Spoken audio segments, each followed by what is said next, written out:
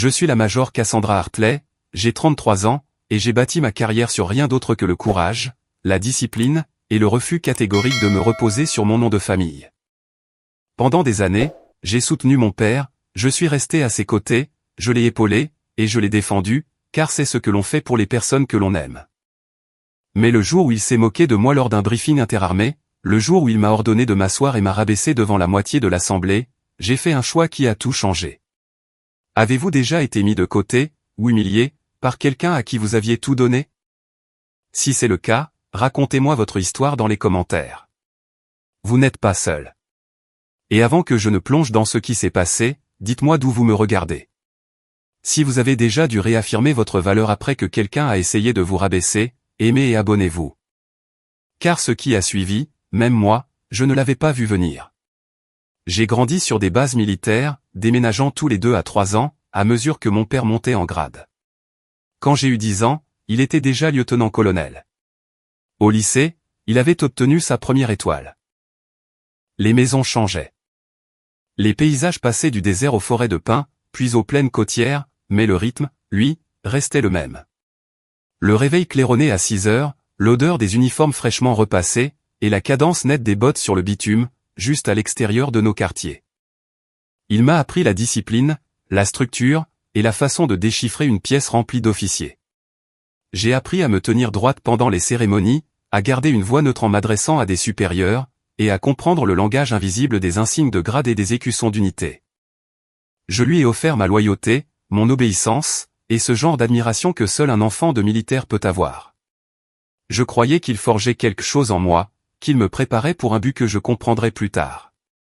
Il m'a donné des attentes, pas de l'affection, mais je n'ai compris ce déséquilibre que bien plus tard. Les conversations à table tournaient autour de la doctrine tactique, ou des principes de leadership. Il m'interrogeait sur les structures de la chaîne de commandement, pendant que ma mère mettait la table. Quand je ramenais de bonnes notes, il hochait la tête une fois et disait « c'est la base ». Quand j'ai gagné un concours de débat à l'école, il a déclaré « la rhétorique compte moins que l'action ».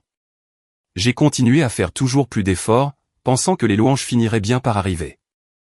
Il supposait que je resterais dans le civil, ou, tout au plus, que je m'engagerais comme sous-officier.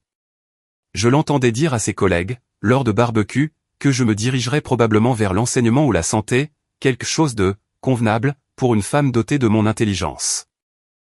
Il ne m'a jamais demandé ce que je voulais faire. J'ai travaillé discrètement pour obtenir un poste d'officier, en suivant les cours du ROTC à l'université, en excellant aux tests d'aptitude physique, et en étudiant la théorie du commandement et l'histoire militaire, jusqu'à pouvoir réciter la doctrine interarmée dans mon sommeil. J'ai été commissionné comme sous-lieutenant de l'Air Force à 23 ans. Je lui envoyais des nouvelles, des photos de mes entraînements, mes récompenses académiques. Il répondait par de brefs hochements de tête. Je lui ai envoyé un email quand j'ai terminé l'école de survie, quand je me suis qualifié comme experte au stand de tir, et quand mon commandant m'a écrit une lettre de félicitations pour un exercice d'entraînement. Ses réponses tenaient en une seule phrase. Bien. Continue de travailler. Ne te repose pas sur tes lauriers. Je lui faisais des rapports enthousiastes, il me répondait par le silence. Ma mère m'appelait de son côté pour me dire qu'il était fier, mais je ne l'ai jamais entendu de sa bouche. Je me suis spécialisé dans la reconnaissance, et le tir de précision à longue distance. Le parcours n'avait rien de conventionnel. La plupart des officiers de ma promotion se dirigeaient vers les opérations, la logistique, ou les acquisitions. J'ai demandé des affectations qui me mettaient sur le terrain, qui exigeaient des formations supplémentaires, et qui bâtissaient des compétences que l'Air Force ne vantait pas dans ses brochures de recrutement. J'ai passé des mois dans des programmes de tir avancés, j'ai appris à calculer les ajustements de vent et d'élévation en dormant, et j'ai étudié la météorologie et la balistique, jusqu'à pouvoir prédire la trajectoire d'une balle dans des conditions changeantes. Des années de déploiement rotatif, d'écoles classifiées, et de qualifications sur des missions conjointes, m'ont finalement valu une réputation dans certains cercles. Une réputation qui n'est jamais parvenue jusqu'à lui. J'ai travaillé avec des unités d'opérations spéciales de l'armée de terre, je me suis entraîné aux côtés des tireurs d'élite des marines, et j'ai participé à des exercices dont les acteurs n'apparaissaient jamais sur les photos officielles. Mes évaluations de performance incluaient des phrases comme « exceptionnellement discrète » et « fait preuve d'un jugement mature bien au-delà de son âge ». Quand je suis passé capitaine à 28 ans, j'avais été intégré à des programmes auxquels le niveau d'habilitation de mon père ne permettait même pas de toucher. À la maison, j'étais toujours sa fille, pas la capitaine Cassandra Hartley, et certainement pas Ghost 13. Les équipes spécialisées de l'ombre me réclamaient pour des opérations exigeant à la fois un haut niveau d'habilitation et un sang-froid absolu. Cet indicatif venait d'un Navy SEAL que j'avais appuyé lors d'une opération conjointe. Il m'avait regardé prendre 3 tirs consécutifs avec une faible visibilité, chacun précisément dans le 1000, et il avait dit que je traversais les missions comme un fantôme, Ghost. Le 13 correspondait au nombre d'opérations critiques que j'avais soutenues, sans jamais compromettre la mission. Dans certaines communautés, ce nom était synonyme de fiabilité. En dehors de ces cercles, il ne signifiait rien. Je me présentais à chaque repas de fête quand j'en avais la possibilité. Je posais des permissions pour rentrer à Thanksgiving et à Noël.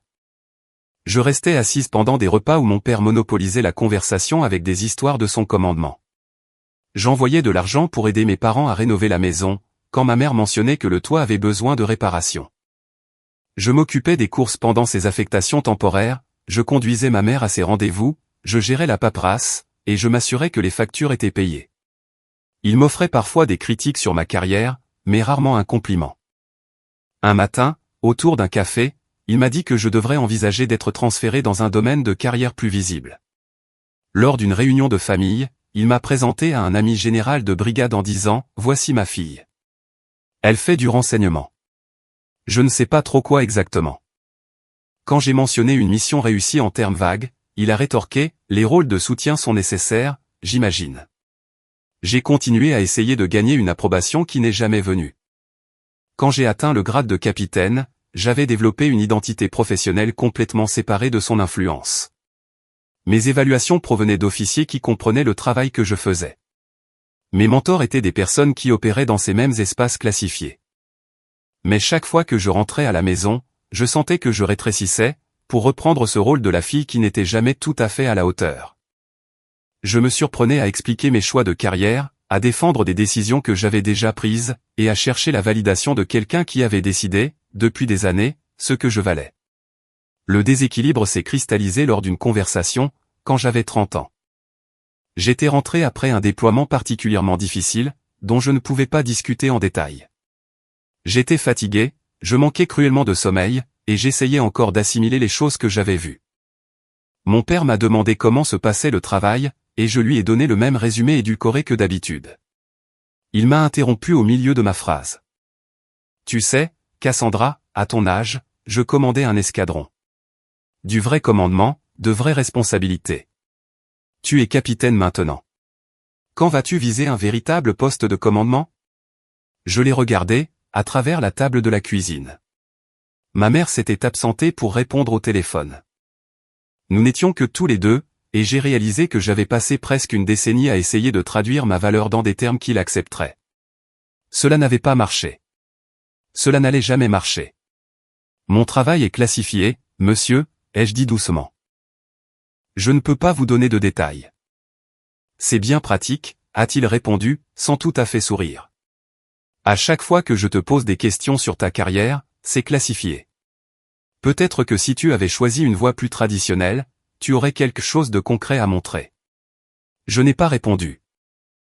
J'ai terminé mon café et je me suis excusé. À l'étage, dans ma chambre d'enfant, inchangée depuis le lycée à l'exception des médailles que je n'avais jamais pris la peine d'exposer, j'ai fixé le plafond. Et j'ai reconnu une chose que j'avais longtemps évitée, il n'allait pas changer. L'approbation que je chassais n'existait pas, et continuer à la poursuivre me coûtait quelque chose d'essentiel. J'ai arrêté d'appeler toutes les semaines, j'ai arrêté de rapporter chaque réussite. Je continuais à venir pour les grandes fêtes, je maintenais une civilité de façade, mais je me suis retiré de ce travail épuisant qui consistait à essayer de le faire comprendre. La seule approbation qui comptait était la mienne, et les gens qui connaissaient réellement mon travail me respectaient déjà. Cela devait suffire. Au moment où j'ai été promu capitaine à 28 ans, il a carrément rejeté ma communauté. Nous étions assis dans son bureau à la maison, lui derrière le bureau de son étude, qui affichait sa carrière en rangée bien nette, des photos avec des présidents, des citations dans des cadres sombres, des écussons d'unité de chaque affectation. J'avais mentionné une formation récente que j'avais terminée, en essayant d'offrir un contexte, sans violer les restrictions de sécurité. Le renseignement et la reconnaissance ne sont pas de vraies voies de commandement, a-t-il dit, sans même lever les yeux des documents qu'il examinait. Tu te construis un CV sans aucun temps de commandement. Ça va finir par te limiter. J'ai gardé une expression neutre. Mon domaine de carrière valorise des compétences différentes. Ton domaine de carrière est une voie sans issue, a-t-il lâché. Il a fini par me regarder, et il y avait quelque chose de méprisant dans son regard. Quelque chose que je l'avais vu utiliser sur de jeunes officiers qui l'avaient déçu. Ça fait quoi, 6 ans que tu es là, 7? Et tu es toujours capitaine, sans aucune perspective de diriger quoi que ce soit d'important. Moi, j'avais un escadron à ce stade. Les calendriers de progression de carrière sont différents, ai-je répondu. Il a commencé à réécrire l'histoire familiale, se peignant comme le seul architecte de chaque réussite dans notre foyer. Lors de la cérémonie de départ à la retraite de l'un de ses pairs, je l'ai surpris en train d'expliquer, à un groupe d'officiers, comment il avait instauré la discipline dans sa maison dès le premier jour. Il parlait d'élever une fille dans le style de vie militaire, de lui apprendre la résilience, et de la préparer aux défis de cette vie. Il n'a pas mentionné que j'étais moi-même militaire. Quand quelqu'un a demandé si j'avais suivi ses traces, il a répondu, à sa manière, je suppose. Les standards sont différents de nos jours. Il annulait nos appels, sautait mes cérémonies de remise de médailles, et balayait du revers de la main tout ce que j'accomplissais. Quand je suis devenu capitaine, il était censé assister à la cérémonie. Ma mère avait déjà acheté son billet d'avion. 2 jours avant, il a appelé pour dire qu'il avait eu un empêchement, une réunion qu'il ne pouvait pas reporter. Ma mère est venue seule, s'excusant pour lui, inventant des excuses auxquelles je ne croyais plus.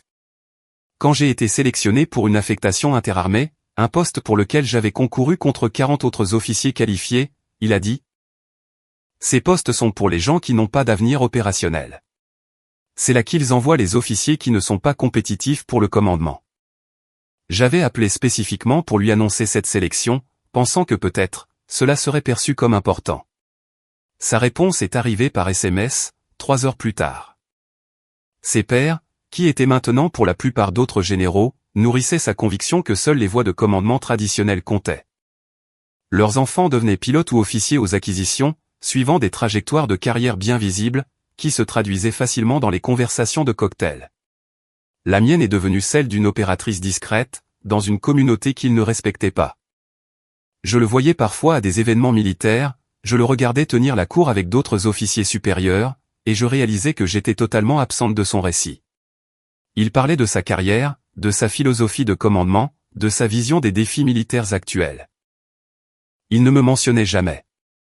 Il me présentait aux officiers en visite comme « mon enfant. Elle travaille dans le renseignement » ou un truc du genre. Nous étions à une cérémonie de passation de commandement, et un général 2 étoiles que je ne connaissais pas a demandé comment allait sa famille. Mon père a fait un geste vague dans ma direction et a utilisé ces mots exacts. Le général m'a regardé avec attente, attendant que je développe. J'ai juste souri et répondu, quelque chose du genre. Mon père était déjà passé à une autre conversation. Il a commencé à m'appeler par mon prénom au lieu de mon grade lorsque j'étais en uniforme, même en présence d'autres officiers. De petites entailles, qui révélaient que quelque chose était en train de changer. Lors d'un dîner de gala, alors que j'étais en tenue de service et lui en tenue d'apparat, il m'a présenté à un colonel, Cassandra, ma fille. Le colonel a jeté un coup d'œil à mon insigne de grade, puis à mon père, clairement confus par cette entorse au protocole. J'ai tendu la main et j'ai dit, « Capitaine Hartley, monsieur, ravi de vous rencontrer. » Le colonel s'est repris en douceur, mais le visage de mon père s'est durci. Plus tard, sur le parking, il a lâché, « Tu n'as pas besoin d'être aussi rigide sur les grades lors d'événements familiaux. » Ce n'était pas un événement familial, ai-je dit. C'était une fonction militaire officielle. J'ai porté mon uniforme parce que c'était approprié. Toi, tu as porté ton uniforme pour faire passer un message. Je l'ai regardé, cet homme que j'avais passé ma vie entière à essayer d'impressionner, et j'ai senti que quelque chose venait de basculer. Je porte mon uniforme parce que j'ai gagné le droit de le porter. Tout comme toi. Il n'a pas répondu, il a simplement marché vers sa voiture. Ma mère m'a doucement touché le bras, un geste de soutien qu'elle ne pouvait pas exprimer à voix haute, et l'a suivi. Je suis resté planté sur le parking, sous les lampes au sodium, à les regarder s'éloigner. Et j'ai compris que le manque de respect n'était pas accidentel. C'était délibéré. Il avait besoin que je sois inférieur à lui, et ma réussite, aussi invisible soit-elle à ses yeux, menaçait quelque chose dans l'image qu'il avait de lui-même. Les incidents se sont accumulés. Un appel manqué pour mon anniversaire. Un commentaire désobligeant sur le travail de bureau, quand j'ai mentionné faire de longues heures sur un projet classifié. Son habitude de changer de sujet dès que quelqu'un d'autre évoquait ma carrière. La fois où il a dit à ma cousine Mia que je n'avais jamais vraiment compris ce que je voulais faire, alors que je me tenais à moins de 5 mètres, en uniforme, la poitrine couverte de rubans sur lesquels il n'avait jamais posé de questions. J'ai cessé d'attendre autre chose. Le manque de respect était devenu si routinier que son absence aurait été remarquable. Un briefing interarmé a réuni mon unité, des équipes de la Navy, et les hauts commandants, dans le même auditorium de la base aérienne de MacDill. Les opérations conjointes étaient devenues plus fréquentes, et ce briefing particulier couvrait les défis émergents du théâtre d'opération, qui exigeait une coordination entre les différents corps d'armée. La salle comptait peut-être 200 personnes, de l'Air Force, de l'armée de terre, de la Navy, des marines, un mélange de sous-officiers et d'officiers, allant du grade E6 jusqu'à O8. J'étais assise au deuxième rang avec le commandant de mon unité, le lieutenant-colonel ROR, et 2 autres officiers de notre section des opérations. Mon père se trouvait quelque part à l'arrière, avec les autres officiers généraux, dans la zone surélevée réservée aux O7 et supérieurs. Je l'avais vu quand je suis entré, et j'avais brièvement croisé son regard. Il m'avait fait le même signe de tête qu'il aurait fait à n'importe quel jeune officier. Rien de personnel. Le briefing était technique, concentré sur l'intégration du renseignement et les protocoles de ciblage. Au bout de 40 minutes environ, les portes à l'arrière de l'auditorium se sont ouvertes. Un capitaine de la Navy est entré en pleine présentation, se déplaçant avec la détermination directe de quelqu'un qui n'avait pas de temps à perdre avec les protocoles. Il était bâti comme la plupart des SEALS avec qui j'avais travaillé, compact et efficace, les cheveux rasés de près, et des yeux qui balayaient la pièce avec une évaluation tactique. C'était le capitaine Marcus Hay, bien que je ne connaissais pas encore son nom. Le présentateur, un colonel de l'Air Force, s'est arrêté au milieu de sa phrase. Le capitaine de la Navy ne s'est pas excusé pour l'interruption. Il a marché jusqu'à l'avant de la salle, a examiné le public, et a parlé assez distinctement pour que tout le monde l'entende. J'ai besoin d'un tireur d'élite avec une habilitation très secret SCI, et un accès compartimenté. Tout de suite. La salle a plongé dans un silence absolu. Ce niveau d'habilitation, combiné à cet ensemble de compétences spécifiques, réduisait considérablement le nombre de candidats. La plupart des personnes présentes dans l'auditorium avaient une habilitation très secret. Beaucoup moins avaient accès aux informations spécialement compartimentées, SCI. Encore moins possédaient les habilitations compartimentées supplémentaires auxquelles il faisait référence, le genre qui accompagnait des programmes spécifiques et nécessitait des enquêtes de sécurité distinctes. Je me suis levé, calme, professionnel. Je n'ai pas regardé autour de moi pour jauger les réactions. Je n'ai pas hésité. Je savais exactement ce dont il avait besoin, et je savais que j'étais qualifié. La voix de mon père a traversé la pièce, avant que le capitaine de la Navy ne puisse répondre. « Assieds-toi. Tu n'es personne. » Il a ri en disant cela. Pas un petit rire, mais un rire plein et entier, qui a résonné dans ce silence soudain. Des officiers se sont retournés sur leur siège. Certains m'ont regardé, d'autres l'ont regardé, lui. Personne d'autre n'a émis le moindre son. Je suis resté debout. J'ai gardé les yeux fixés sur le capitaine de la Navy, qui me regardait maintenant directement, son expression indéchiffrable. Je n'ai pas réagi aux commentaires de mon père. Je ne me suis pas assise. Le regard du capitaine Seal s'est brièvement déplacé au-delà de moi, là où mon père était assis, puis est revenu sur moi. Sa voix était posée, professionnelle. Indicatif. J'ai répondu clairement, en projetant suffisamment ma voix pour que tout le monde entende. Ghost 13. Le visage de mon père s'est vidé de ses couleurs. Je l'ai vu se produire dans ma vision périphérique. J'ai observé la transformation, passant d'un rejet arrogant à une reconnaissance choquée. Il ne faisait pas partie des réseaux qui géraient ma communauté. Il n'était pas habilité pour les programmes sur lesquels j'avais travaillé, mais il connaissait le nom. Dans certains cercles, parmi les gens qui géraient des opérations classifiées n'apparaissant jamais dans les registres officiels, Ghost 13 signifiait quelque chose de bien précis. Il savait exactement ce que cela voulait dire, et il savait exactement ce que j'avais fait. pas les détails, ceci dépassait son habilitation, mais l'ampleur de la chose, le niveau de confiance requis pour gagner un indicatif pareil, et les opérations que cela représentait. Le capitaine a fait un seul signe de tête. Elle vient avec moi. Il a regardé le lieutenant-colonel ROR. Je la réquisitionne pour une mission immédiate. Vous recevrez la notification officielle dans l'heure. ROR a hoché la tête. Bien reçu, monsieur. Le capitaine a fait demi-tour et a marché vers la sortie. Je l'ai suivi, descendant la laissant me retourner. Je sentais le poids de 200 regards, j'entendais le silence absolu que je laissais derrière moi. Mon père a essayé de parler. Je l'ai entendu commencer à dire quelque chose, mais la déclaration du capitaine avait mis fin à la discussion. Il n'y avait plus rien à débattre. Dans le couloir, à l'extérieur, le capitaine a ralenti le pas jusqu'à ce que je le rattrape. Il m'a jeté un coup d'œil, avec quelque chose qui ressemblait à du respect dans son expression. « Votre père » a-t-il demandé doucement. « Oui, monsieur. » Il ne savait pas. « Non, monsieur. » Différents niveaux d'habilitation, différents réseaux. Il a hoché la tête lentement. C'était une sacrée façon de le découvrir. Nous avons marché en silence pendant un instant. Puis il a dit, « J'ai lu votre dossier. J'ai travaillé avec des gens qui ont travaillé avec vous. Vous êtes exactement ce dont j'ai besoin pour cette opération. Une mission de 3 jours. Décollage dans 6 heures. Ça vous intéresse? » Oui, monsieur. Bien. Allons vous briefer. C'est à ce moment-là que notre relation s'est fracturée, de manière irréparable. Non pas à cause de ce que j'avais fait, mais à cause de ce qu'il avait révélé de lui-même, devant 200 témoins. Il avait essayé de m'humilier publiquement pour réaffirmer sa domination, dans la seule arène où son grade aurait dû la garantir. Et il a découvert que l'autorité et le respect n'étaient pas la même chose. Que le pouvoir qu'il croyait absolu avait des limites qu'il n'avait jamais imaginées. Je ne me suis pas senti triomphante en sortant de cet auditorium. Je me sentais fatigué, triste, avec un sentiment qui ressemblait à du soulagement. La mascarade était terminée. Fini d'essayer de traduire ma valeur dans son langage. Fini de me rétrécir pour correspondre à ses attentes. Il savait qui j'étais maintenant, et ce savoir lui avait coûté quelque chose qu'il ne pourrait jamais récupérer. Mon père ne m'a pas parlé après le briefing. Ni ce jour-là, ni la semaine suivante.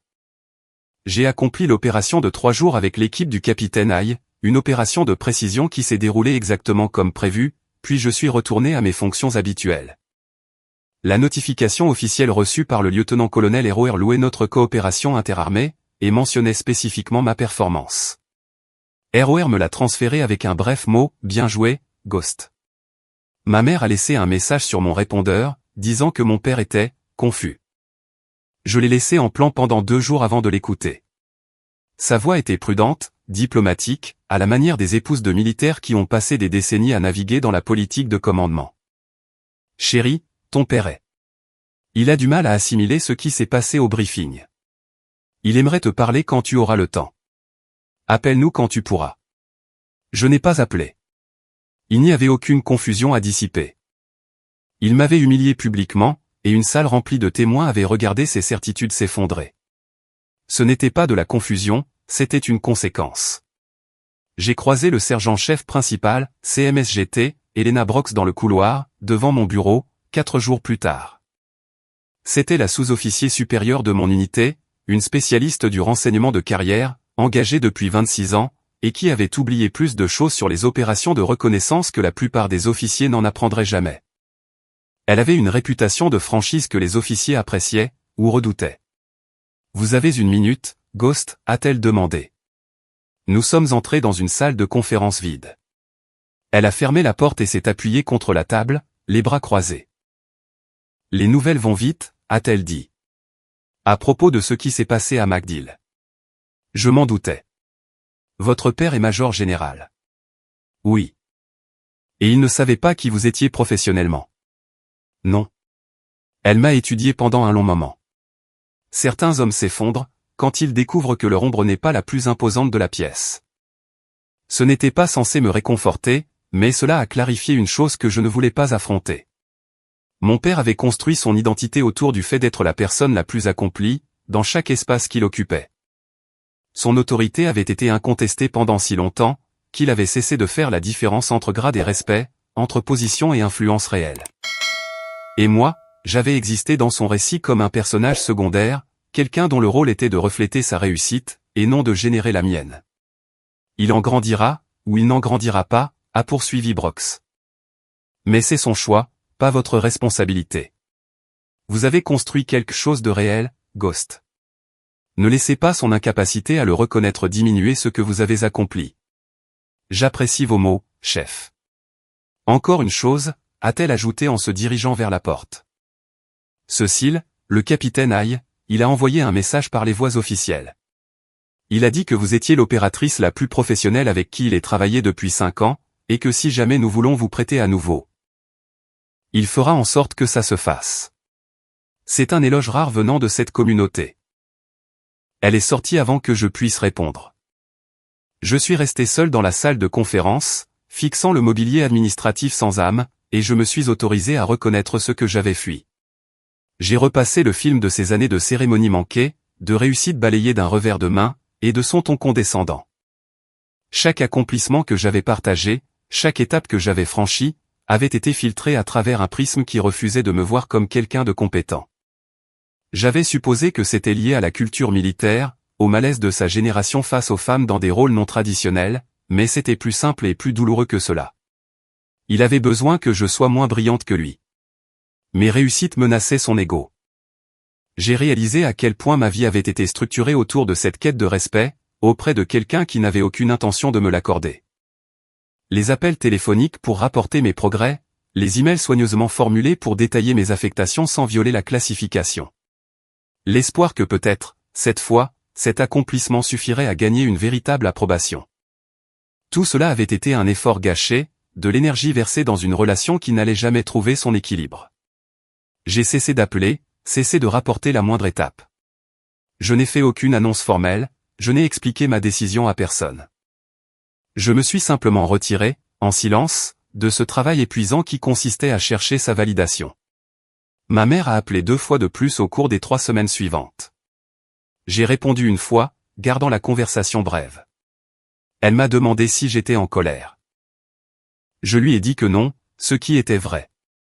La colère exige de l'investissement, exige de se soucier de changer la situation. J'avais dépassé la colère, pour atteindre quelque chose de plus froid et de plus définitif, l'acceptation. Ton père veut s'expliquer, a-t-elle dit. Il n'y a rien à expliquer, maman. Il a dit ce qu'il pensait. La seule surprise, c'est que d'autres personnes l'aient entendu. Il ne réalisait pas que tu avais construit une carrière qu'il ne pouvait pas voir. Je l'ai interrompu doucement. Je comprends ça. Mais son ignorance ne m'oblige pas à l'éduquer. Et son embarras ne requiert pas mon pardon. Elle est restée silencieuse un moment. Tu as l'air différente. Je suis fatigué, ai-je dit. Je suis fatigué depuis longtemps. Après avoir raccroché, je me suis assise à mon bureau, et j'ai travaillé sur les rapports opérationnels qui comptaient vraiment. Des ordres de mission pour un exercice à venir, des évaluations de renseignements nécessitant mon examen, une demande d'une autre unité interarmée me demandant si j'étais disponible pour une mission d'entraînement dans 3 mois.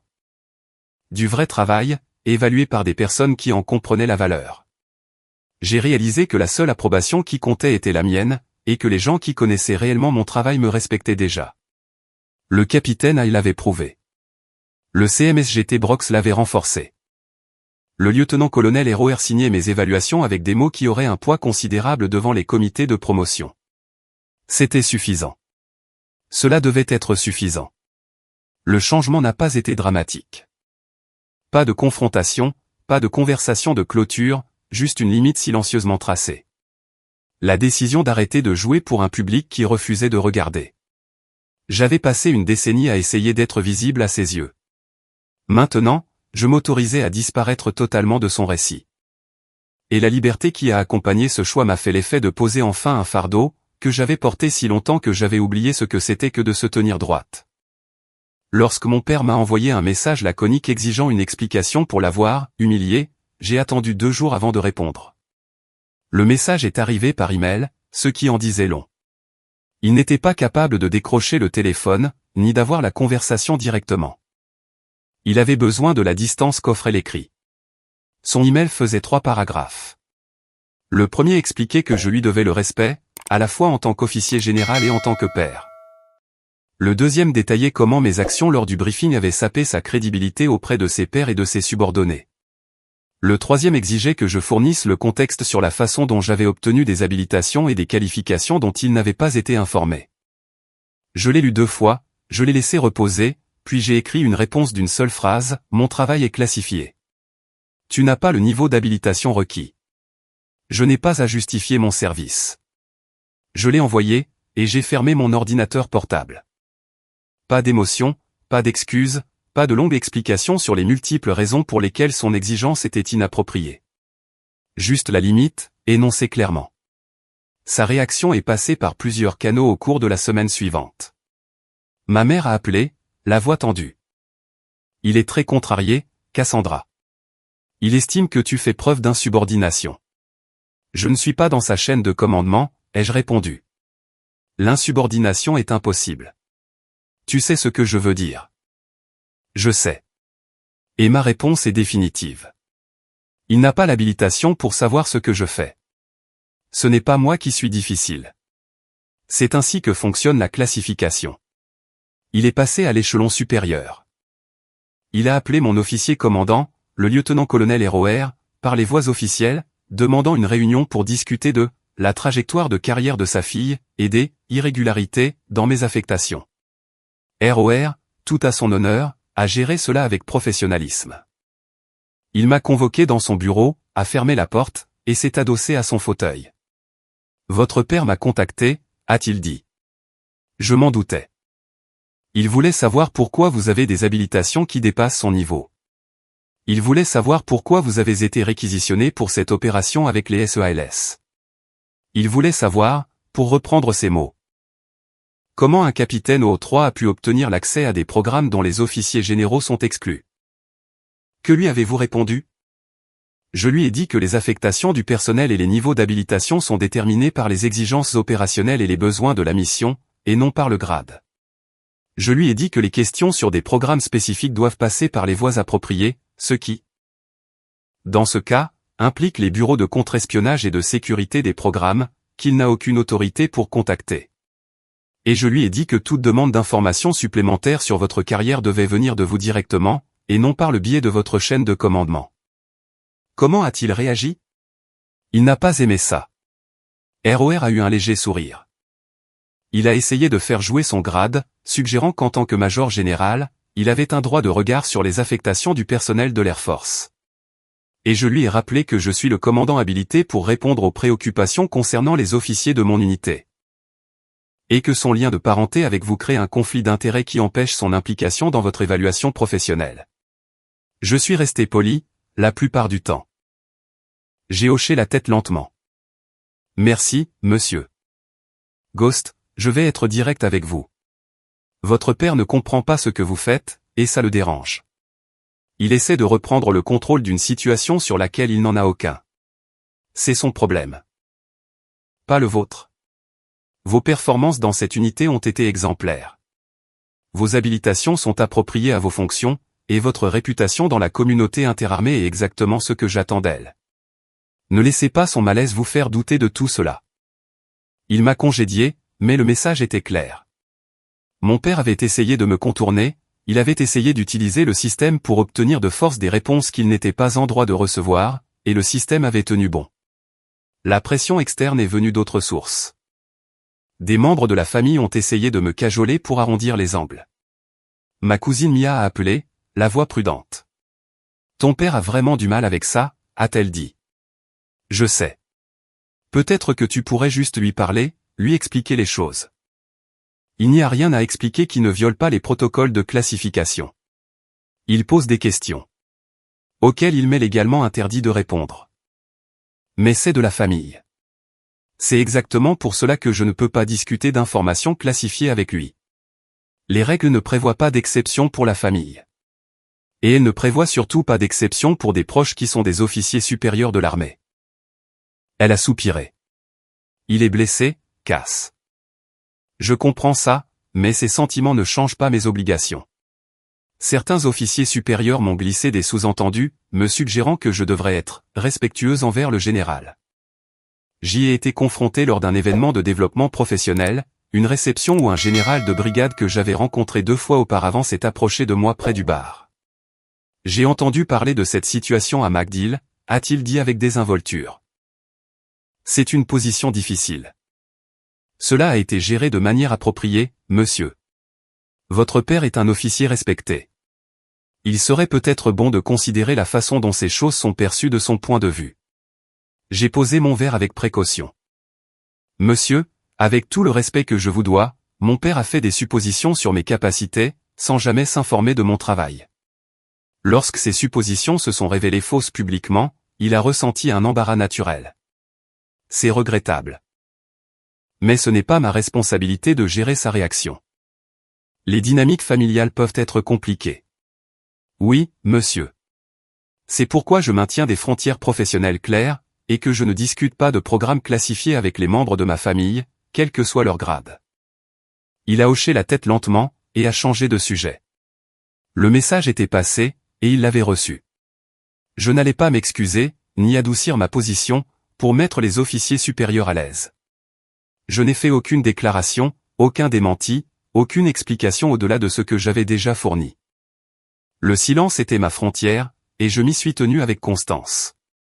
Quand les gens m'interrogeaient sur l'incident du briefing, je répondais qu'il avait été résolu par les voies appropriées. Lorsqu'ils insistaient pour avoir des détails, je refusais poliment d'en discuter davantage. Mon père en a ressenti les conséquences d'une manière qu'il n'avait pas anticipée. Les rumeurs se propageaient discrètement. Un général qui ne savait même pas qui était sa fille sur le plan professionnel. Les officiers parlaient, comme ils le font toujours, surtout quand il s'agit de moments où les certitudes de quelqu'un volent publiquement en éclats. L'histoire n'était pas largement diffusée, mais au sein de certains cercles, elle circulait, l'histoire d'un major général qui s'était moqué de sa fille et l'avait traitée de moins que rien, pour découvrir qu'elle détenait des accréditations et des habilitations auxquelles il n'avait pas accès. Sa crédibilité s'est ternie, dans ces cercles où le leadership interpersonnel importait. Je l'ai appris indirectement, par un commandant de la Navy avec qui j'avais travaillé, qui m'a mentionné que certains membres de la communauté SEAL avaient entendu parler de ce qui s'était passé. Ton vieux père est en train de se tailler une réputation, a-t-il dit prudemment. Et pas une bonne. Les gens se demandent comment un général pouvait ignorer que sa fille était Ghost 13. Je n'ai pas ressenti de satisfaction en entendant cela. Juste la reconnaissance lassante que les actes ont des conséquences, même pour les officiers généraux. Et peut-être particulièrement pour les officiers généraux, dont le leadership commençait à être discrètement remis en question. Les évaluations du climat de commandement de mon père ont révélé un schéma, un comportement dédaigneux, de l'arrogance, et une déconnexion croissante vis-à-vis de ses officiers. Je n'ai pas vu ces évaluations directement, mais les communautés militaires sont petites. L'information circule. Une capitaine que je connaissais, et qui travaillait dans son quartier général, l'a mentionné avec précaution autour d'un café. L'état-major du général Hartley a du mal, a-t-elle dit. Il y a beaucoup de roulements, des gens demandent leur transfert. Le bruit court qu'il est difficile de travailler pour lui. C'est regrettable, ai-je dit de manière neutre. On parle beaucoup de son style de direction. Certains disent qu'il ne valorise pas les contributions de ses subordonnés, qu'il rejette les avis s'ils ne correspondent pas à ses idées préconçues. Elle me donnait des informations sans poser de questions, me laissant savoir ce qui se disait. J'ai apprécié cette discrétion. Les problèmes de leadership arrivent à tous les niveaux, ai-je répondu. Bien sûr, a-t-elle dit, mais quand l'enquête sur le climat de commandement d'un officier général montre une baisse du moral et de la confiance, les gens le remarquent. Surtout quand il y a d'autres incidents qui amènent à s'interroger sur son jugement. Elle n'a pas mentionné le briefing spécifiquement. Elle n'avait pas besoin de le faire. J'ai compris ce qu'elle me disait. L'humiliation publique qu'il avait essayé de m'infliger s'était retournée contre lui, elle avait poussé les gens à examiner son comportement d'un œil plus critique. Les jeunes officiers chuchotaient à propos de l'incident du briefing. Ils ne pouvaient pas contrôler le récit, car ils ne pouvaient pas l'expliquer sans révéler que ses propres préjugés avaient été faux. Pendant ce temps, mon propre parcours se consolidait. J'ai été promu au grade de major à 33 ans, avec de solides recommandations de la part des commandements interarmés. Les résultats du comité de promotion sont sortis en mars, et mon nom figurait sur la liste principale. Le lieutenant-colonel Roer m'a appelé dans son bureau pour me féliciter personnellement. « Vous l'avez mérité, Ghost », a-t-il dit. « Vos performances ont été constamment exceptionnelles. Votre réputation dans la communauté interarmée est remarquable. Vous êtes exactement le genre d'officier dont l'Air Force a besoin pour aller de l'avant. » Mon indicatif a été réclamé pour une autre série de missions, cette fois par une unité des forces spéciales de l'armée de terre planifiant des opérations dans un environnement hostile. La demande est passée par les voies formelles, avec une mention spécifique de mes performances passées et des habilitations requises. Roer l'a approuvé immédiatement. L'opération a duré 8 jours. J'ai travaillé avec une équipe que je n'avais jamais rencontrée auparavant, m'intégrant à leur cycle de planification, et fournissant la capacité de précision dont ils avaient besoin. Le chef d'équipe, un major comme moi, m'a prise à part après le débriefing de la mission. « Tu es doué pour ça », a-t-il dit simplement. « Calme sous la pression, précise quand il le faut. Si on nous confie une mission similaire, je te demande à nouveau. » Le capitaine a envoyé une note par les voies officielles, en copie à Roer. La major Hartley a prouvé sa fiabilité, sa précision, et son professionnalisme tout au long de l'opération. Je demande sa participation pour de futures missions conjointes. Elle est un atout pour n'importe quelle équipe. Venant d'un capitaine des Navy SEALS, ces mots avaient un poids considérable. J'ai observé les difficultés de mon père de manière indirecte, son influence qui ralentissait, des invitations moins fréquentes au comité consultatif, des rumeurs de retraite anticipée. Lors d'un de nos rares appels, ma mère a mentionné qu'il envisageait de se retirer plus tôt que prévu. Il est dans l'armée depuis 32 ans, a-t-elle dit. Il pense à prendre sa retraite à 35 ans de service, au lieu de rester jusqu'à ce qu'il l'y oblige. C'est son choix, ai-je dit. Il n'est pas heureux, Cassandra. Je suis désolé de l'entendre, maman, mais son bonheur n'est pas quelque chose que je peux réparer. Et certainement pas en compromettant mon intégrité professionnelle, ou en m'excusant d'avoir une carrière qu'il n'a pas approuvée. Elle a soupiré. Je sais. J'aimerais juste que les choses soient différentes. Moi aussi. Et je le pensais. J'aurais aimé que mon père soit capable de respecter mes accomplissements. J'aurais aimé qu'il s'intéresse à mon travail, au lieu de le rabaisser. J'aurais aimé que notre relation soit fondée sur un respect mutuel, et non sur son besoin de domination. Mais les souhaits ne changent pas la réalité. Je ne suis pas intervenu dans ces difficultés de carrière. Je n'ai pas tendu la main pour arrondir les angles, ni tenter de réconciliation. Il avait construit le système qui le pesait désormais, il avait créé un environnement où le grade remplaçait le respect, où l'autorité remplaçait le véritable leadership. Les conséquences lui appartenaient. Ma confiance est devenue nette, tranquille, et naturelle. J'avançais dans mon travail avec la même précision qu'auparavant, mais sans cette anxiété sous-jacente de devoir faire mes preuves à quelqu'un qui refusait de me voir. Mes évaluations de performance étaient excellentes. Mes affectations étaient stimulantes et pleines de sens. Les opérateurs avec qui je travaillais me faisaient confiance, et cette confiance était gagnée par une compétence démontrée, et non héritée par des liens familiaux. Je n'avais plus besoin qu'ils comprennent ma valeur. Cette prise de conscience s'est installée en moi lentement, et est devenue ma façon d'avancer dans le monde. Lors des événements professionnels, je me présentais par mon grade et mon nom. Je laissais mon travail parler pour lui-même. Quand on me posait des questions sur ma carrière, je donnais des réponses directes, sans chercher à me cacher ou à minimiser. Quand quelqu'un louait mes performances, j'acceptais le compliment par un simple remerciement, au lieu de m'en détourner. Le changement était intérieur, la plupart du temps invisible pour les autres. Mais je le ressentais à chaque interaction, chaque décision, chaque instant où je choisissais mon propre jugement plutôt que ses critiques imaginaires. J'avais passé des années à essayer de traduire ma valeur dans sa langue. Désormais, je parlais ma propre langue, et je le laissais se débattre avec la traduction. La nuit, quand le travail était terminé et que j'étais assise dans mon appartement à passer en revue les rapports de mission, ou à planifier les opérations à venir, je pensais parfois à ce que nous avions perdu. Pas la relation que nous avions eue, car elle était construite sur un déséquilibre et des attentes déçues, mais la relation que nous aurions pu avoir, s'il avait été capable de me voir comme une paire, comme une professionnelle compétente. Comme quelqu'un qui avait choisi sa propre voie et réussi selon ses propres termes. Cette perte était réelle, mais ce n'était pas à moi d'en porter le deuil seul. Il avait aussi fait des choix, et ces choix avaient un prix qu'il commençait tout juste à comprendre. Des mois plus tard, il a demandé à me voir, non pas en tant que général, mais en tant que père. Le message est passé par ma mère, qui a appelé pour me demander si j'accepterais de le voir. Il veut te parler, a-t-elle dit. Pas d'attente, pas d'exigence, juste une conversation. J'y ai réfléchi pendant 3 jours, avant d'accepter.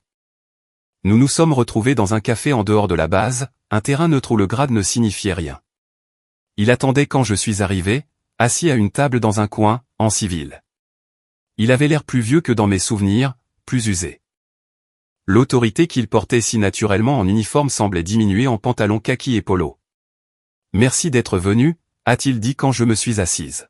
« Maman a dit que tu voulais parler. » Il a hoché la tête lentement, et a enroulé ses 2 mains autour de sa tasse de café. Pendant un long moment, il n'a rien dit. Quand il l'a fait, sa voix était plus basse que je ne l'avais jamais entendue. Je t'ai mal jugé. J'ai attendu. Je ne lui ai pas facilité la tâche, je ne me suis pas précipité pour combler le silence. Pendant des années, a-t-il poursuivi, je pensais comprendre ta carrière. Je pensais que tu faisais du travail de soutien, de l'analyse de renseignements, quelque chose de sûr et de routinier. Je pensais que tu avais choisi la voie de la facilité. Tu n'as jamais demandé ce que je faisais réellement, ai-je dit d'un ton égal. Non, c'est vrai. Il a finalement croisé mon regard. J'ai supposé. Et j'ai laissé cette supposition devenir une certitude, sans jamais vérifier si c'était vrai. C'était arrogant. Oui, ça l'était. Au briefing, quand tu t'es levé et que tu as donné cet indicatif. Il a secoué la tête lentement. Je connaissais ce nom, non pas par des canaux classifiés, mais par des conversations que j'avais surprises, des commentaires d'officiers du SOCOM, par la façon dont certains parlent des opérateurs en qui ils ont confiance. Je savais ce que cela signifiait. Et j'ai réalisé que je m'étais complètement trompé sur qui tu étais professionnellement. Tu m'as humilié publiquement, ai-je dit. Tu as dit à une salle pleine d'officiers que je n'étais personne. Tu as ri en le disant. Je sais. Il a baissé les yeux vers son café. J'essayais de réaffirmer mon contrôle. Le fait que tu te lèves a remis en question mon autorité devant mes pairs, et j'ai réagi sur la défensive. C'était mal. C'était plus que mal. Cela a révélé ce que tu penses vraiment de moi. Pas seulement à ce moment-là, mais de façon constante. Chaque commentaire méprisant, chaque cérémonie manquée, chaque fois que tu as minimisé mon travail, ce briefing n'a fait que le rendre public. Tu as raison. Sa voix était rauque. J'ai passé les 6 derniers mois à essayer de comprendre pourquoi j'ai fait ça. Pourquoi j'avais besoin que tu sois moins brillante que tu ne le es. Mon thérapeute dit que c'est une question d'ego, d'avoir besoin d'être la personne la plus accomplie de ma famille pour me sentir en sécurité. Tu vois un thérapeute? Obligatoire. En fait, mon enquête sur le climat de commandement était assez mauvaise pour qu'on m'oblige à suivre des séances de conseil en leadership. Le thérapeute a été recommandé dans le cadre de ce processus. Il a souri amèrement. Il s'avère qu'être général ne fait pas de vous un bon leader. Ce sont des compétences différentes. Je n'ai pas répondu. Je l'ai laissé continuer. Je prends ma retraite, a-t-il dit. 33 ans en septembre. Je pourrais pousser jusqu'à 35 ans, peut-être obtenir une 3e étoile, mais honnêtement, je suis fatigué. Et je ne suis pas sûr d'être le genre de leader dont l'Air Force a encore besoin. C'est ta décision. Je ne demande pas ton pardon, a-t-il précisé. Je ne pense pas l'avoir mérité, et je ne suis pas sûr de le mériter un jour. Mais je voulais que tu saches que je comprends que ce que j'ai fait était mal, et que j'essaie de m'améliorer, même s'il est trop tard pour nous. Nous sommes restés assis en silence. Autour de nous, le café continuait sa routine. La machine à expresso qui sifflait, les conversations qui se chevauchaient, cette normalité banale de la vie civile qui semblait à des années-lumière de la conversation prudente que nous avions. « Qu'est-ce que tu attends de moi ?» ai-je finalement demandé. « Je ne sais pas », a-t-il admis. « Peut-être rien. Peut-être juste que tu saches que je te vois, maintenant. Que je te vois vraiment. Et je suis désolé qu'il ait fallu une humiliation publique pour que ça arrive. » J'ai repensé à ce qu'avait dit Helena Brox.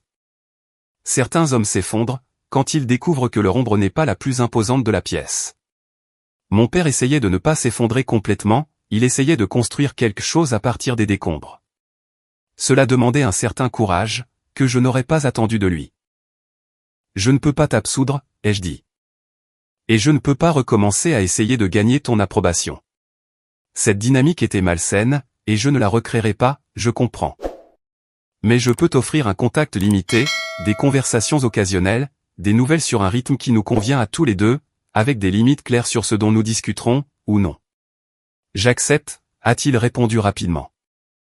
Mon travail reste classifié. Tu n'auras pas de détails, pas d'explications, ni d'accès privilégié.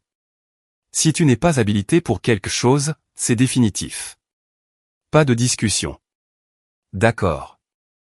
Et le respect doit être démontré, pas supposé. Tu n'as pas le droit de dénigrer ma carrière ou de minimiser mes réussites, sous prétexte qu'elles ne correspondent pas à ta vision du service militaire.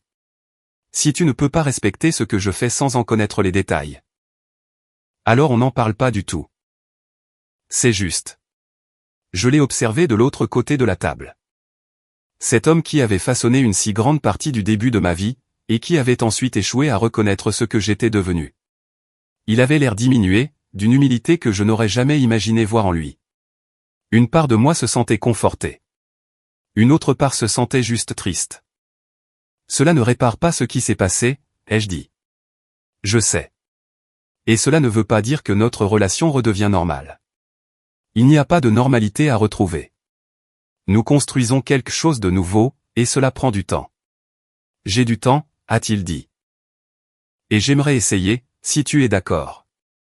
Nous avons fini notre café. Nous avons prévu de nous reparler dans 2 semaines. Un appel téléphonique sans pression ni attente. Il m'a remercié d'être venu, et n'a pas essayé de me serrer dans ses bras ni de créer une fausse proximité. Juste une poignée de main, formelle et appropriée. Puis je suis parti. En conduisant pour retourner à la base, j'ai ressenti quelque chose de complexe et d'inachevé. Ce n'était pas vraiment du pardon. Ce n'était pas de la confiance, mais peut-être le début d'une compréhension, l'idée que les gens peuvent changer, lentement et imparfaitement, s'ils sont prêts à affronter ce qu'ils ont fait. Reste à savoir si mon père pourrait maintenir ce changement. Je vais écrire la partie 9 comme une section de 3000 mots, se déroulant 10 ans plus tard.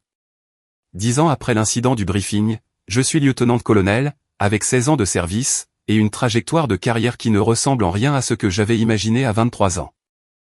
Je commande une unité de reconnaissance interarmée à la base aérienne de l'Anglais, supervisant 43 personnes à travers 3 spécialités, le renseignement d'origine électromagnétique, le soutien au renseignement humain, et les opérations tactiques de précision.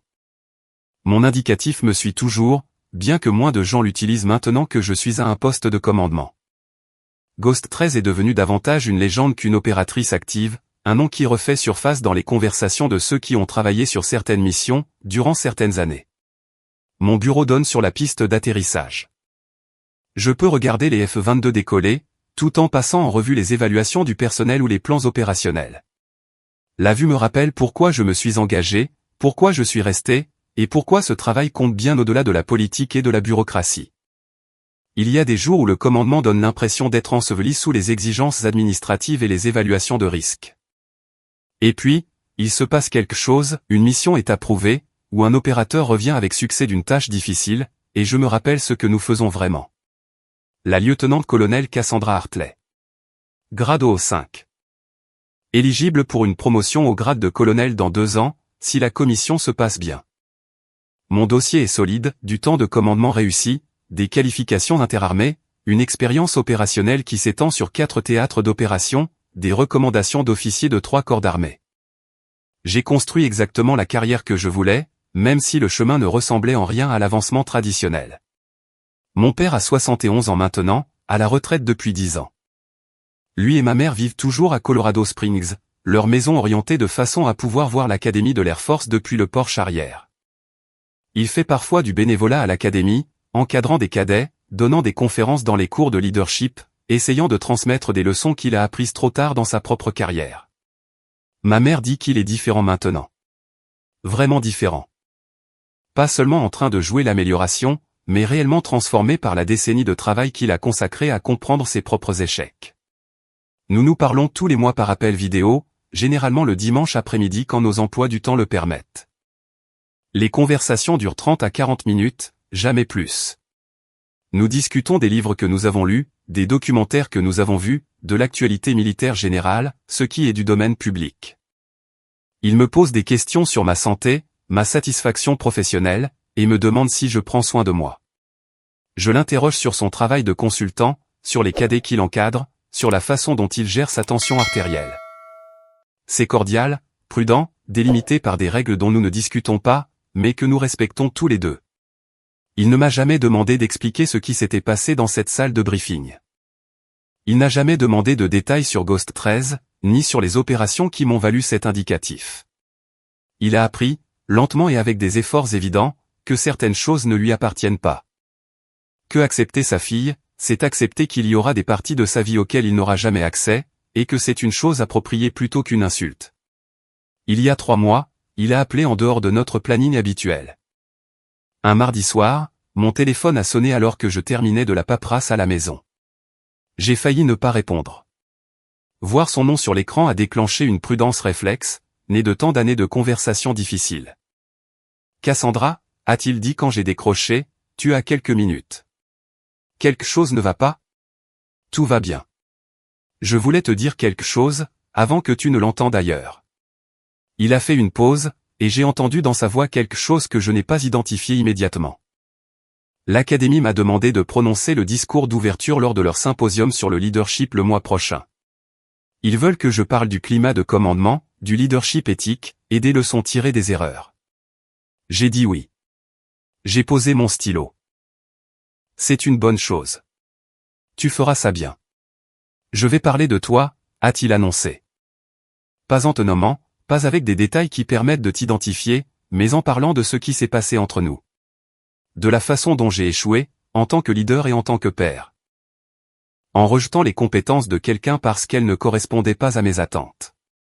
Comment cet échec m'a coûté ma crédibilité, et a blessé quelqu'un que j'aurais dû soutenir. Je suis resté silencieux un long moment, assimilant ce qu'il me disait. Je voulais d'abord te demander ton autorisation, a-t-il continué.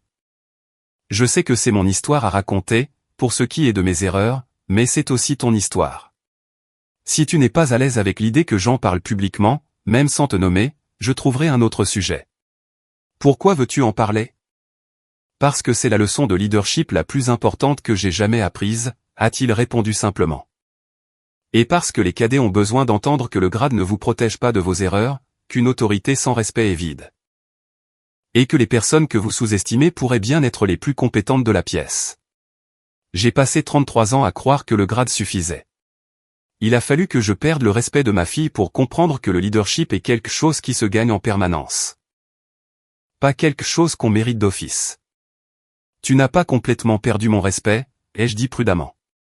Il a changé. Il est conditionnel, maintenant, mais il existe. Je sais, et je t'en suis plus reconnaissant que je ne l'ai probablement exprimé.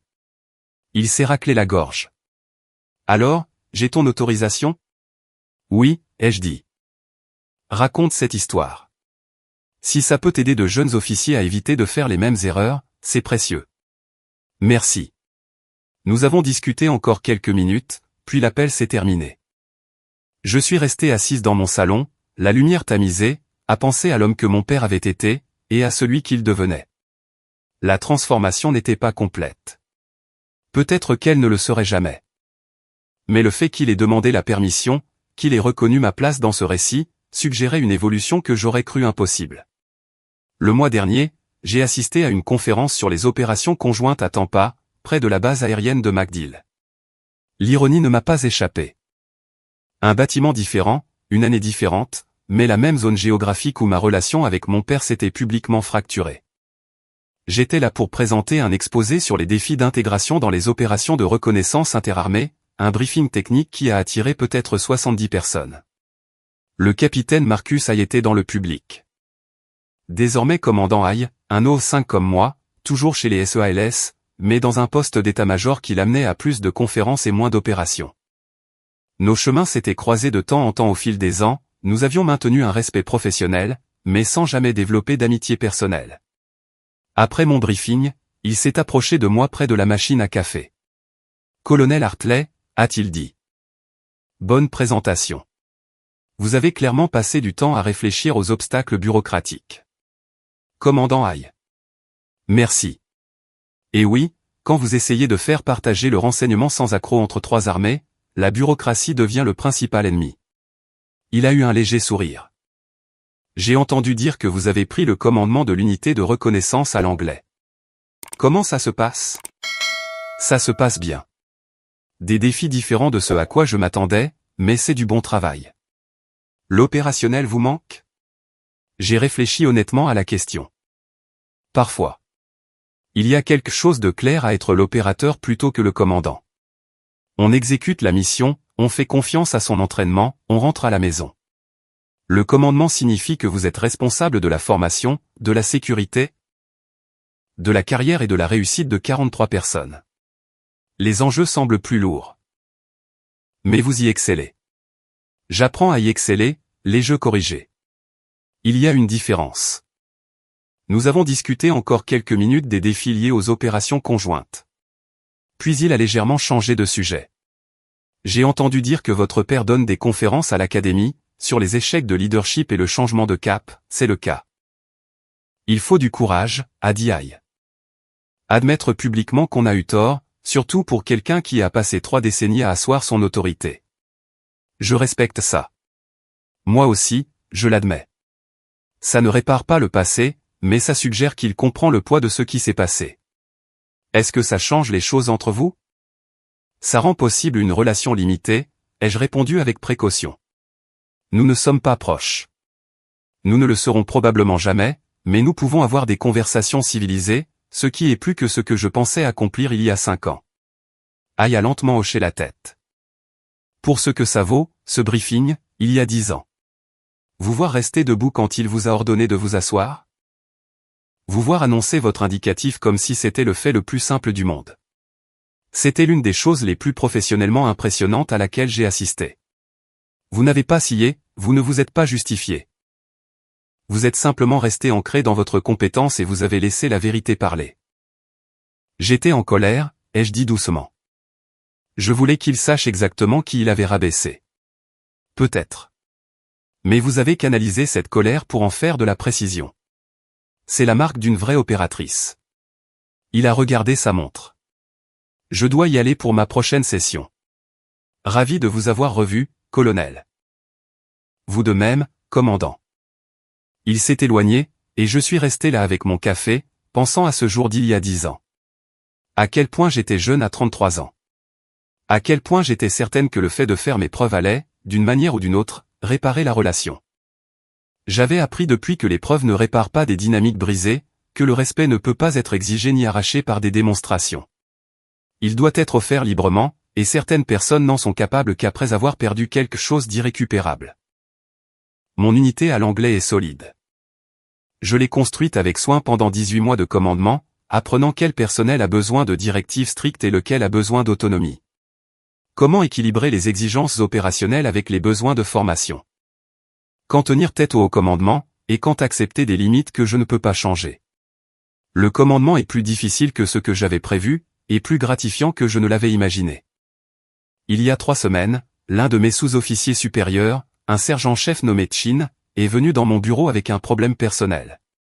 Sa fille venait d'être commissionnée sous-lieutenante dans l'armée de terre, et ses relations avec elle étaient tendues. Elle trouvait qu'il avait été trop contrôlant pendant ses années à l'académie, trop méprisant envers ses choix, trop investi à vouloir modeler sa carrière selon sa propre vision. Je ne sais pas comment arranger ça, madame, a-t-il dit, assis en face de mon bureau, avec une posture abattue que je ne lui avais jamais vue sur le terrain. J'essayais de l'aider à éviter des erreurs, j'essayais de la guider vers le succès, et au lieu de ça, je l'ai repoussée. Je voulais juste qu'elle ait des opportunités. J'ai pensé à mon père, aux années de rejet et de contrôle déguisés en conseil. Puis-je vous offrir une perspective, sergent-chef? Je vous en prie. Votre fille n'a pas besoin que vous façonnerez sa carrière. Elle a besoin que vous respectiez la carrière qu'elle est en train de construire. Il y a une différence entre conseiller et contrôler, entre offrir des conseils quand on vous le demande. Et imposer votre vision de la réussite sur la vie de quelqu'un d'autre. Je voulais juste. Elle a des opportunités, les jeux interrompus doucement. Elle est officier commissionné dans l'armée des États-Unis. Elle est capable, éduquée, et elle entame une carrière qu'elle a choisie. Ce dont elle a besoin de votre part maintenant, c'est de confiance. La confiance qu'elle peut surmonter les défis, prendre de bonnes décisions. Et apprendre de ses erreurs.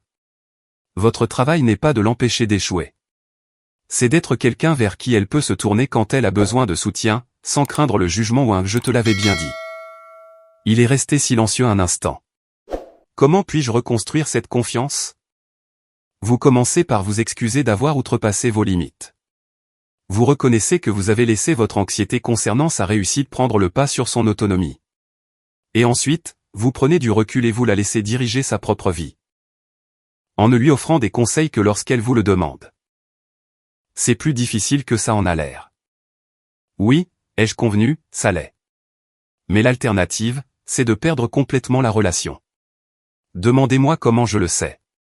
Il m'a regardé, avec une compréhension soudaine. Votre père? J'ai hoché la tête.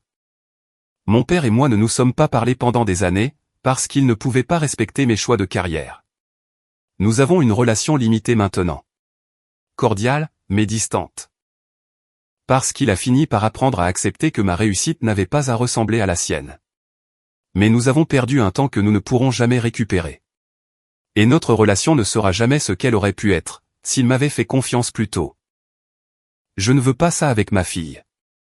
Alors, changez votre approche maintenant, tant qu'il est encore temps de reconstruire. Il m'a remercié et est parti.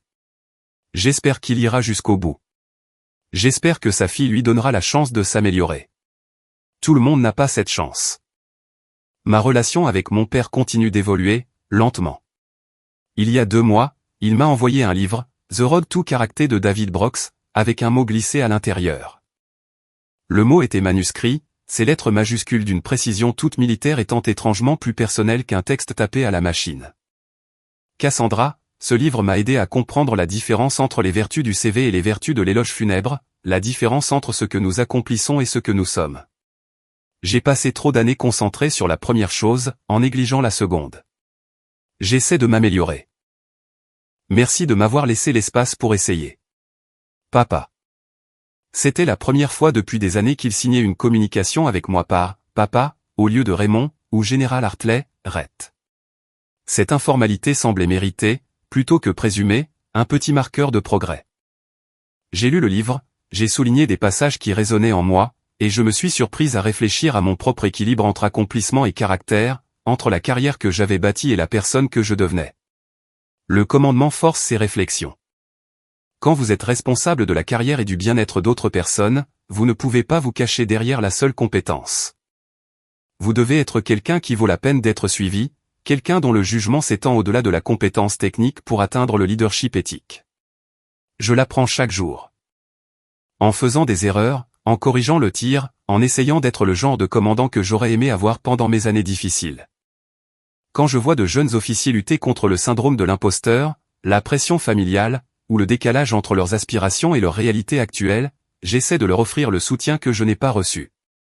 Non pas en résolvant leurs problèmes, mais en croyant en leur capacité à les résoudre eux-mêmes.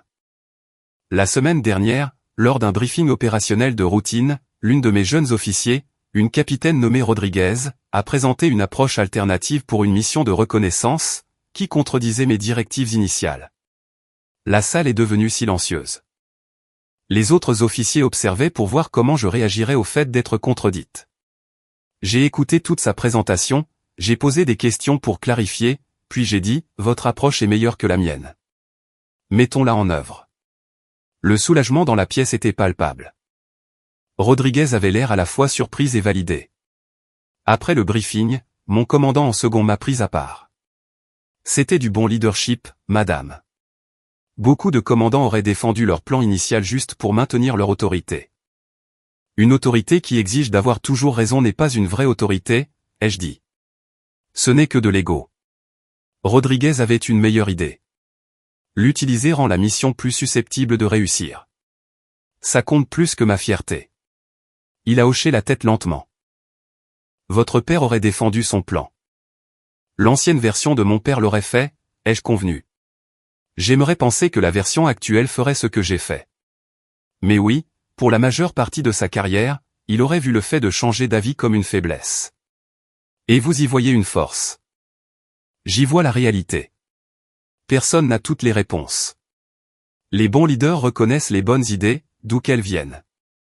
Ce soir-là, lors de mon appel mensuel avec mon père, je lui ai raconté cet échange du briefing.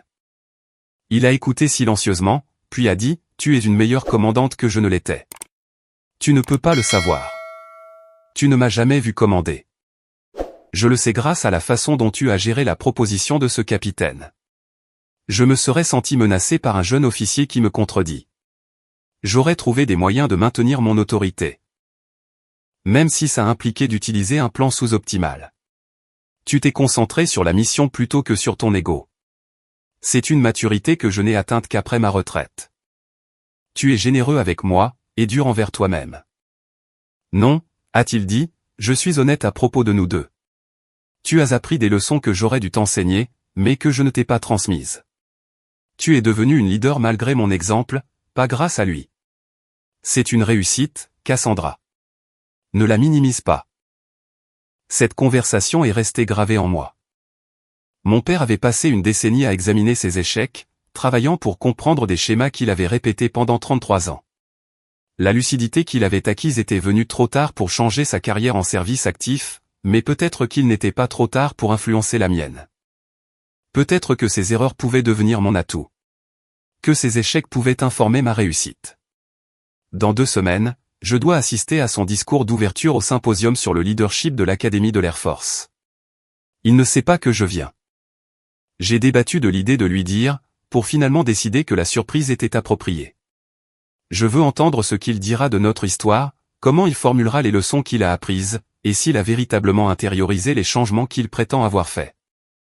Je suis également curieuse de savoir si je ressentirai de la colère en l'écoutant discuter de notre relation fracturée devant un auditorium rempli de cadets, si de vieilles blessures referont surface, si son traitement public d'une douleur privée me semblera être de l'exploitation. Ou de l'honnêteté. Je ne le saurais pas avant d'être assise là, à l'écouter admettre des échecs qui lui ont coûté la relation avec sa fille. Une part de moi espère qu'il réussira, espère que sa présentation aidera de jeunes officiers à éviter ses erreurs. Une autre part reste sur ses gardes, protectrice des limites durement gagnées qui rendent notre relation actuelle viable. Ces 2 parts peuvent coexister. Ce matin, j'ai promu l'un de mes sergents au grade de sergent technique. Pendant la cérémonie, avec sa famille qui regardait et son unité rassemblée en formation, j'ai épinglé son nouveau grade et je lui ai dit, « Vous avez mérité ceci par une excellence constante. Et un leadership qui inspire la confiance. Votre équipe vous respecte parce que vous avez fait preuve de compétence et de caractère. C'est ça, le fondement d'une véritable autorité. Félicitations, sergent technique. » Ses yeux se sont légèrement embués. Après la cérémonie, elle m'a approché en privé. « Merci pour ce que vous avez dit, madame. Mon père est un adjudant-chef retraité, et il n'a jamais vraiment approuvé mes choix de carrière. Il voulait que je suive la voie des officiers. Entendre que vous soulignez que j'ai gagné le respect dans ma voie actuelle, ça a signifié beaucoup pour moi. L'approbation de votre père n'est pas requise pour votre réussite, lui ai-je dit doucement. C'est agréable quand la famille nous soutient, mais en fin de compte, vous construisez une carrière qui doit vous satisfaire vous. Pas lui.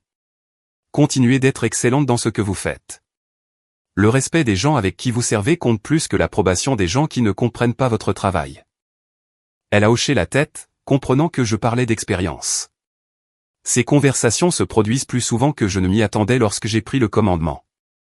Les gens portent le fardeau de leur famille dans leur service militaire, luttent avec des attentes parentales qui ne correspondent pas à leur choix, et s'efforcent de faire leurs preuves devant des publics qui ne seront jamais satisfaits. Je ne peux pas réparer ces dynamiques, mais je peux montrer l'exemple d'une approche différente, s'autoriser soi-même, fixer des limites, décider de valoriser la compétence plutôt que l'approbation.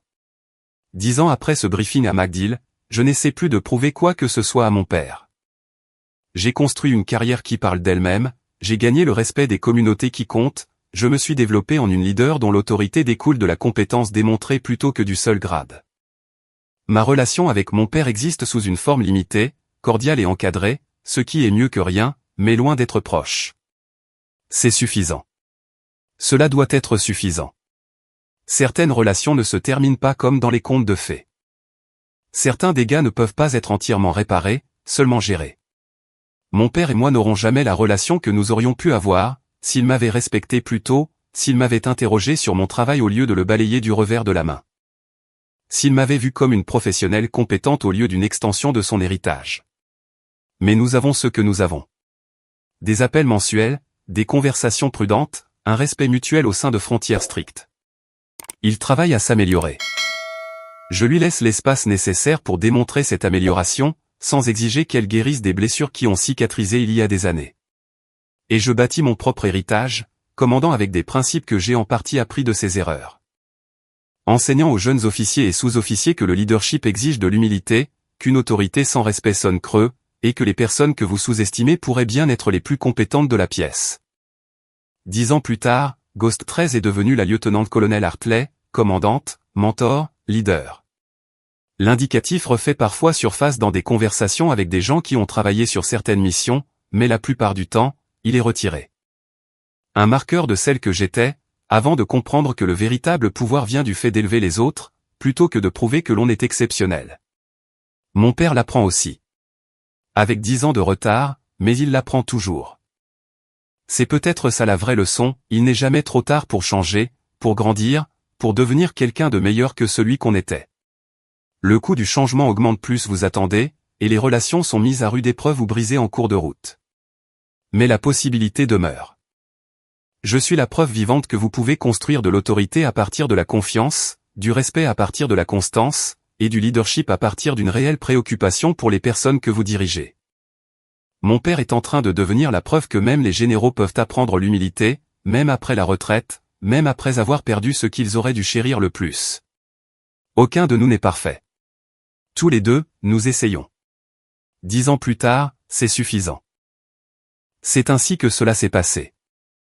Comment un seul instant a tout mis à nu, et m'a forcé à m'imposer selon mes propres termes. Je n'avais pas planifié les retombées, mais je ne regrette pas les choix qui ont suivi. Maintenant, je veux vous entendre. Avez-vous déjà eu à fixer des limites à quelqu'un qui pensait avoir une autorité émotionnelle sur vous? Avez-vous déjà choqué quelqu'un qui vous sous-estimait? Est-ce qu'ils ont changé, ou avez-vous simplement tourné les talons? Racontez votre histoire dans les commentaires. Et si ce récit a résonné en vous, n'oubliez pas d'aimer, de vous abonner, et d'activer les notifications pour ne pas rater la prochaine histoire sur la façon de reprendre sa voix, et de reprendre son pouvoir.